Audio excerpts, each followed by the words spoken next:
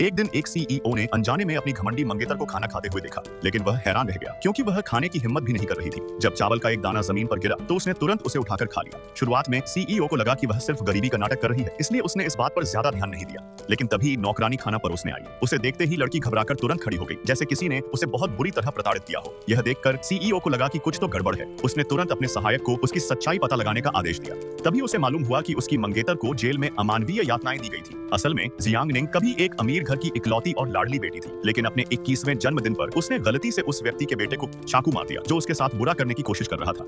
डरी हुई जियांग निंग को पूरा भरोसा था कि उसका बचपन का दोस्त झान बेये, जिसने अपनी आंखों से पूरी घटना देखी थी, अदालत में उसके पक्ष में गवाही देगा और उसे बेगुनाह साबित करेगा। लेकिन मुकदमे वाले दिन झान बेये अदालत में नहीं आया। उसने केवल एक ऐसा बयान भेजा जिसका मामले से कोई संबंध नहीं था और उसने जियांग निंग का बचाव भी नहीं किया। आखिरकार जियांग निंग को 3.5 साल की जेल की सजा सुनाई गई। जेल पहुंचते ही जेल प्रहरी ने उसे बेरहमी से पीटा, सिर्फ इसीलिए क्योंकि वह पहले एक अमीर परिवार से थी और उसकी पहचान उन्हें पसंद नहीं थी। मार खाने के बाद जियांग निंग एक कोने में छिपकर चुपचाप रोती रही। 3 साल तक उसने अपमान, अत्याचार और अनगिनत तकलीफें सहन की। आखिरकार उसकी सजा पूरी हुई और वह जेल से रिहा हो गई। जेल से निकलते समय अधिकारी ने उससे कहा, अब जब तुम इस दरवाजे से बाहर जाओगी, लोग तुम्हारी आलोचना करेंगे, लेकिन आगे की जिंदगी अच्छे से जीना। जैसे ही उसने सिर उठाया, उसने देखा कि झान बेये उसे लेने आया हुआ था, लेकिन उसे देखकर वह बिल्कुल भी खुश नहीं हुई।